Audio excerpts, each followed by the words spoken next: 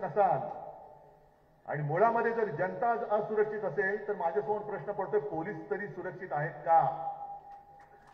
Police तरी सुरक्षित आहेत का? कारण हा लढा मी जो काही लढतोय तो माझ्या एकट्याचा नाहीये, मी सगळ्यांसाठी लढतोय. त्याच्यात पोलीस सुद्धा आले. मी जेव्हा मुख्यमंत्री होतो तेव्हा पोलिसांना विचारा, प्रत्येक वेळेला जेव्हा जेव्हा टीका झाली तेव्हा मी खंबीरपणाने माझ्या महाराष्ट्र पोलिसांच्या पाठी उभा राहिलेलो आहे. अनेकांनी तेव्हा सांगितलं जरा काय घडलं की द्या सीबीआयकडे जरा. अरे का? माझे पोलीस खातं मजबूत आहे. पण पोलिसांना सुद्धा जर का तुम्ही हात बांधून ठेवणार असाल, म्हणजे हातकड्या ज्यांना घालायच्या ते मोकाट, आणि पोलिसांना तुम्ही जर का तुमच्या हुकुमशाहीच्या हातकड्या घालणार असाल तर पोलीस तरी काय करणार? आणि असं जेव्हा असंतोष आतल्या खदखदायला लागतो तेव्हाच त्याचा स्फोट होतो. का सगळी जनता रस्त्यावरती येते? का सगळ्या माता भगिनी या आक्रोश करतायत? कारण न्याय मागून मिळत नाही. आणि शिवसेना प्रमुखांनी मुळामध्ये शिवसेनेची स्थापनाच न्याय हक्काच्या रक्षणासाठी म्हणून केलेली आहे. आज तुम्ही महाराष्ट्र ओरबाडताय, मुंबई लुटताय.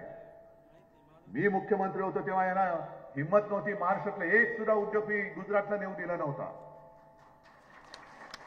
आणि हे सगळे लाचार जे तिकडे त्यांची आता सत्तेच्या हव्यासापायी त्या दिल्लीश्वरांची खुर्ची चाटतात, त्यांचे बूट चाटतायत, त्या मिंदेनं मला सांगायचंय की डोळ्यात देखत महाराष्ट्र लुटला जातोय. आपल्या हक्काचं जे होतं ते लुटलं जातंय. बाहेरच्या देशातनं येणारे महाराष्ट्रातले उद्योग हे गुजरातकडे वळवले जात आहेत. तरी सुद्धा तुम्ही काय तुमच्या डोळ्यावरती नोटांची झापडं लागलेत? काय महाराष्ट्रामध्ये किती उद्योग आणले तुम्ही सांगा? पंतप्रधानांनी जे 14 साली सांगितलं होतं की दरवर्षी 2 कोटी रोजगार आम्ही देऊ, त्या 2 कोटींपैकी म्हणजे दरवर्षी 2 कोटी दिले असते तर 10 वर्षात 20 कोटी रोजगार हे संपूर्ण देशात उत्पन्न झाले असते. महाराष्ट्रात किती मिळाले असते आणि किती मिळाले हे सांगा ना मला जरा. पण एक सुद्धा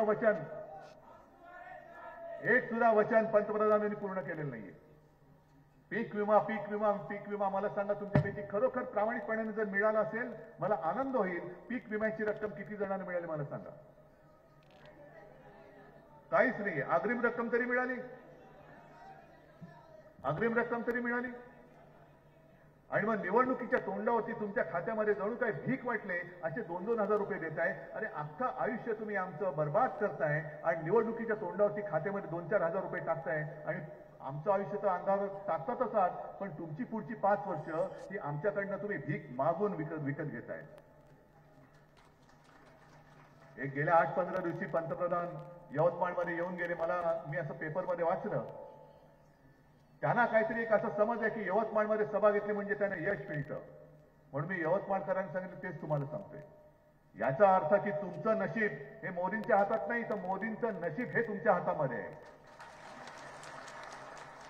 फक्त तुम्ही काय करायला पाहिजे मला कल्पना आहे. तुम्ही साधी माणसात, भोळी माणसात, प्रामाणिक माणसात.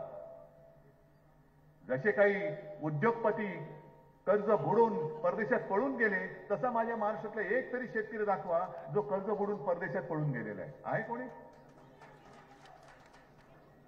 पण बँका येतात, दारावरती जप्तीच्या नोटिसा लावतात.